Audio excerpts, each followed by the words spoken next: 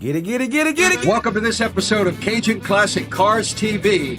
I am Flying Brian, and with me today I've got Mark, and he's going to talk about his... It's a McLaren MP4 12C. What year? 2012. Oh, yeah. One of the first built, early model, and very unique car. Can't wait to talk about it. We'll find out about it in just a little bit. Cajun Classic Cars TV is in the village of Hessmer, Louisiana. Population, just under 800.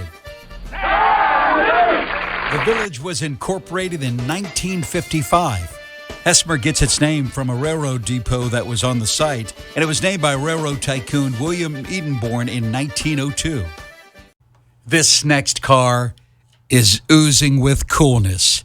So much so, I think we need some spy music. Cue the Bond music. This is Mark and his 2012 MP4 12C McLaren. When you see this car coming, get out of the way.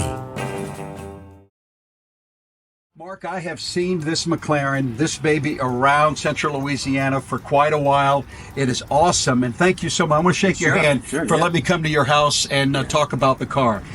Tell us, before we get into the car and do a little walk around, why a McLaren?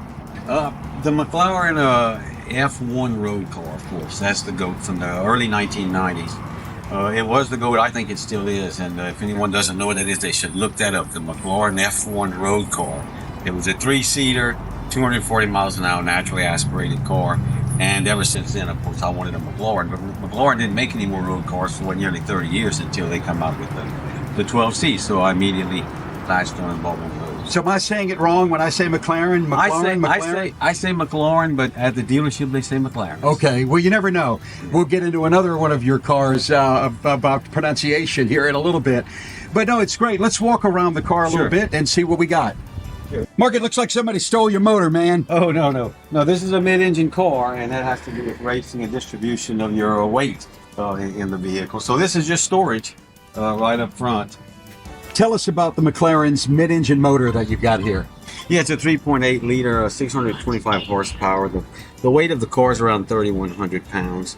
The motor sits very low. It's a dry sump engine, and that's because they want to take away the oil pan, of course, and drop the engine lower for better weight distribution. Of course, the motor is in front of the rear wheels, so all that adds up for a racing car.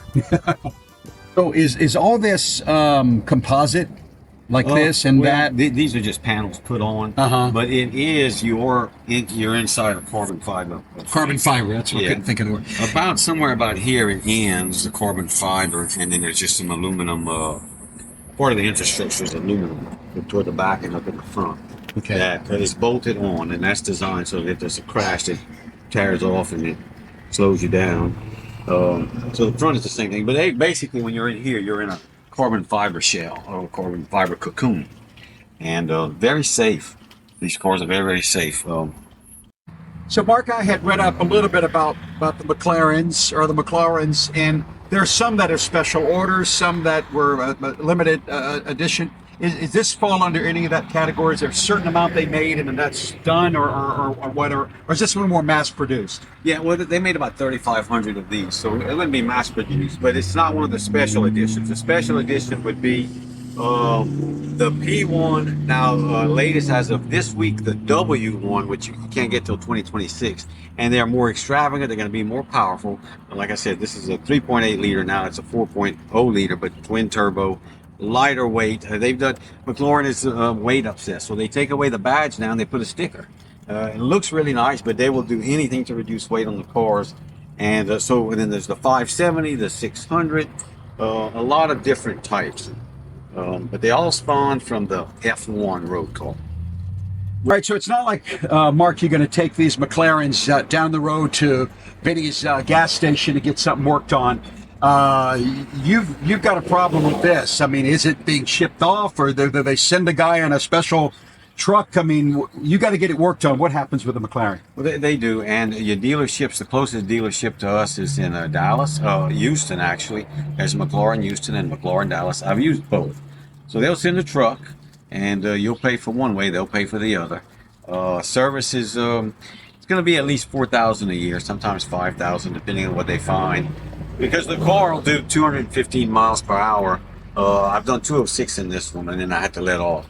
But my point is, they put the car up and they search with flashlights for a missing bolt, anything that can go wrong at 200 miles per hour.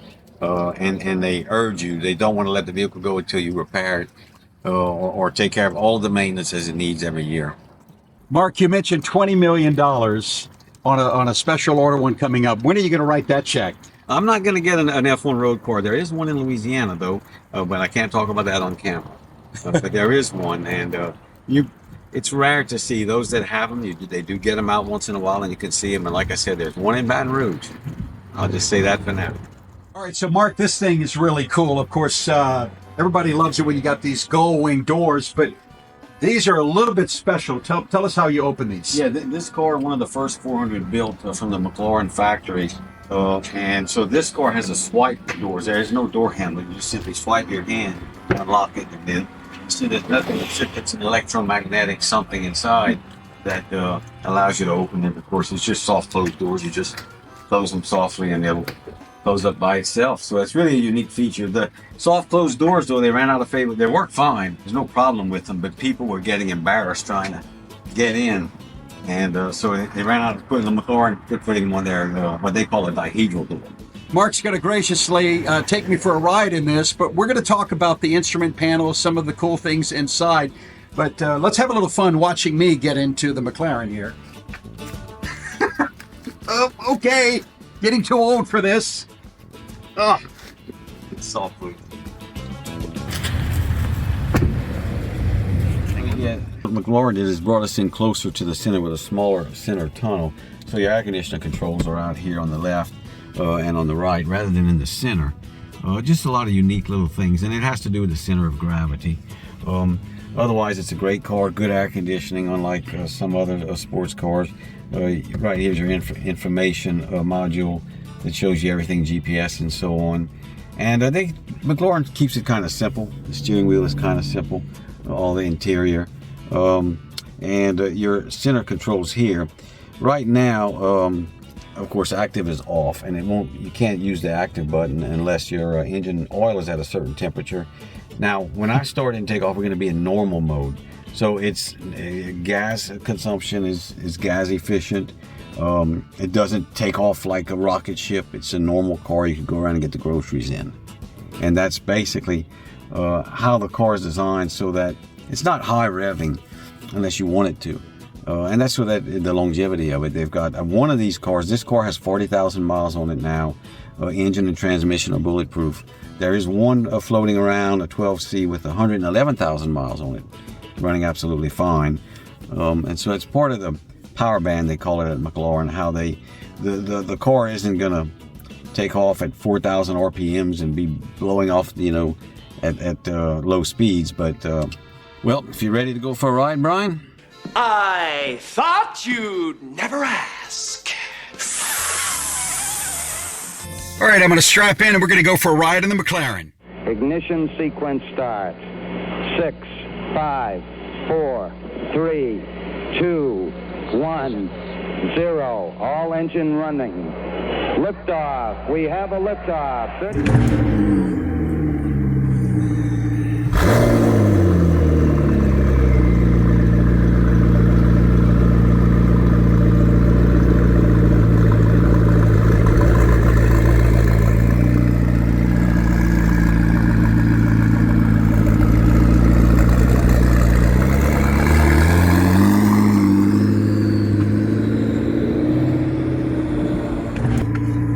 It's almost, you feel like you're in a rocket ship here with buttons having to push to get it going here. Yeah, well, part of it is the weight saving of McLaren. So there is no park gear. There is an e-brake, electronic brake that holds the car. It's basically in neutral when it's stopped. And so it's not a parking gear. It's just something that you turn off, and then you push a button and put it in the gear you want, take your e-brake off, and then you take off. And we're not going to shift it. I could put it in manual mode and shift it, but you leave it in automatic mode. It's not an automatic transmission. It's a standard transmission, but it shifts itself, of course, and it shifts faster and seems more smoother. The car will go faster if you let it shift itself. it can electronically shift itself faster than a human being can hit the paddle shifters. So So the car knows what it needs to do, and it does what it needs to do. oh yeah, it's 7-speed that'll shift seamlessly on its own, and it knows when to downshift and when to let you fly. So, what started your love for sports cars? I mean, did it start young, teenage, or what? Yeah, young, because when I was a young man, the Lamborghini Countach was out there. And of course, I never saw one in the raw, but on television, I saw quite a few and dreamt of one. And, loved cars ever since watching that, and loved watching car racing when I was young. Then, of course, came along the McLaren F1 when I was young. And that sort of solidified. I think all the little boys, always love race cars, and I did. Front KA band 34720.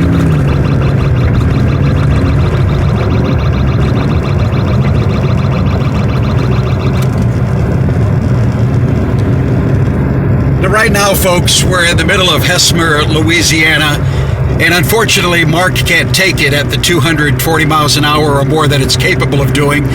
Maybe that's another day I can con him into, but right now, we're happy to do this, and what an amazingly smooth ride. Mark, despite bumpy roads here in central Louisiana, it's taking them pretty well.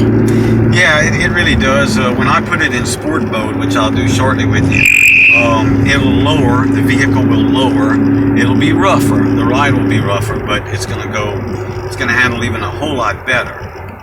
Now, I could put it in track mode, and the car can really become a monster, but I won't do that because all of your driving aids will be turned off. And I don't like to drive it in that manner because you can lose control, and we don't want to do that. As long as the driving aids are on, traction control and so on, I can floor it anytime I want, and we're not going to crash. We're going to stay on the road, dry road, as it is today with hot tires. We shouldn't have any problem. The car handles extremely well. When you got a car like this, the brakes are designed for it. I'm going to put it in track mode now. In sport mode. And so we're going to...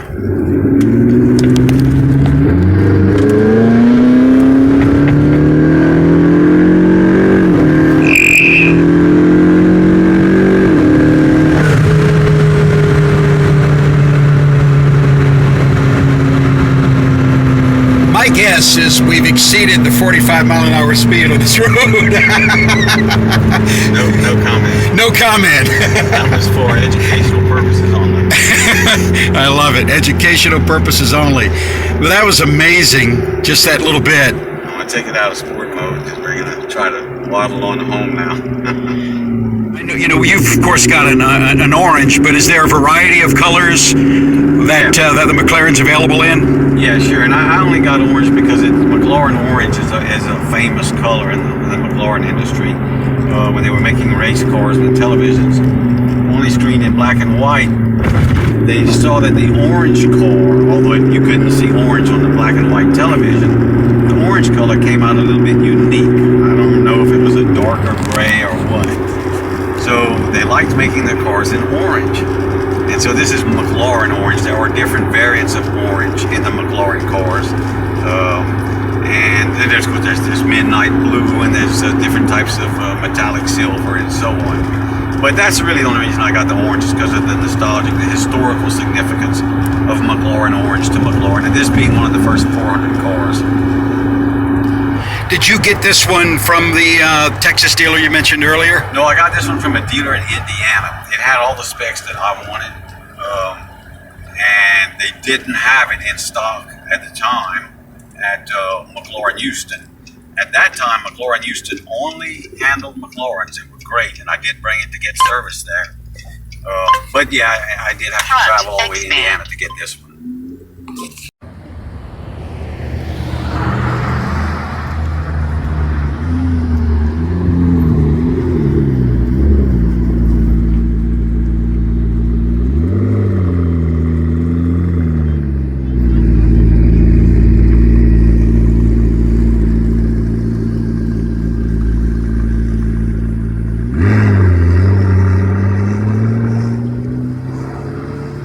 Mark, why is it so special that you have this car?